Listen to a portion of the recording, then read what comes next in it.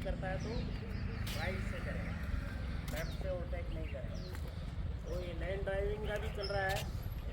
ये हमारे आईजी साहब ने अभी अभियान चलाया था NH 8 पे, जयपुर से लेकर और हरियाणा सीमा तक। इसमें काफ़ी प्रयास के बाद अब हम हाईवे पे चलते हैं तो छोटे व्हीकल कार के लिए फर्स्ट लाइन मोस्टली खाली मिलती है। कोई एक दो ड्राइवर ऐसे होंगे जो फर्स्ट लाइन को में ट्रक को चलाते हैं, बाकी अपनी ओवरटेक करने के बाद वो सेकंड लाइन में चले जाते हैं। इससे हमारा यातायात भी सुगम होता है और सुरक्षित होता है।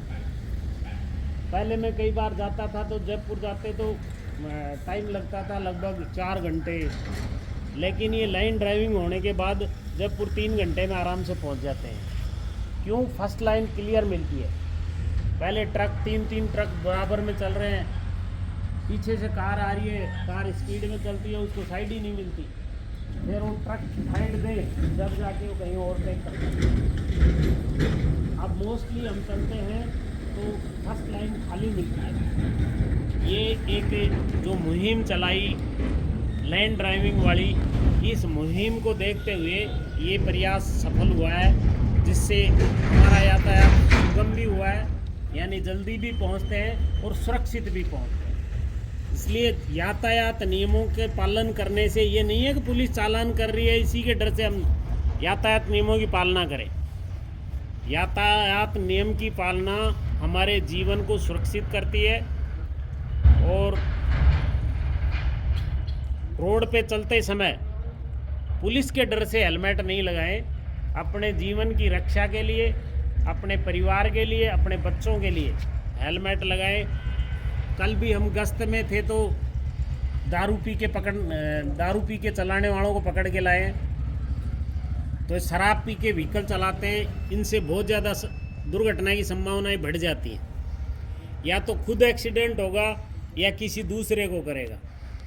क्यों? उसको चलाने का ज्ञान तो रहता नहीं है। दारू पीने के बाद वो शराब के नशे में रहता है और उसी के इन्फ्लुएंस में रहने से वो चाहे जहाँ देखेगा नहीं हर कहीं घुमा देगा, या तो किसी अगले आने वाले पैदल के टक्कर मार देगा या खुद किसी ट्रक में घुस जाएगा।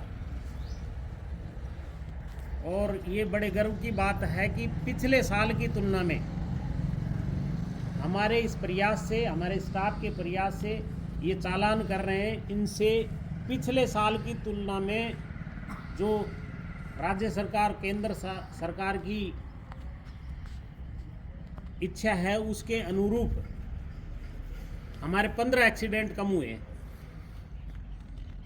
पिछले साल की तुलना में। पिछले साल 37 एक्सीडेंट हुए थे, अब तक इस साल में 22 एक्सीडेंट हुए हैं, तो 15 एक्सीडेंट कम हुए हैं।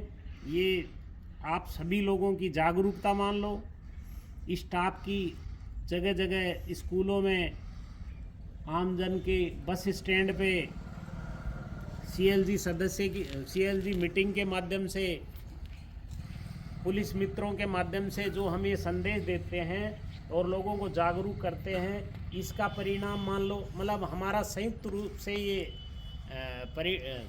प्रयास का परिणाम है कि हमने सबने यातायात नियमों के प्रति आपको जागरूक किया और आप जागरूक होकर लोगों को भी जागरूक किया, आम जन को जागरूक किया, जिसकी वजह से इस सड़क दुर्घटनाओं में कमी आई है। तो मैं आपसे यही अपेक्षा रखता हूं कि यातायात नियमों के प्रति जागरूक रहें ताकि हम सुरक्षित रहें, हमारा समाज सुरक्षित रहे, सड़क दुर्घटनाएं नहीं हों, अकाल मौतें नहीं हों। हमारे भारतवर्ष में 4 लाख लोगों की सड़क दुर्घटना में मृत्यु होती है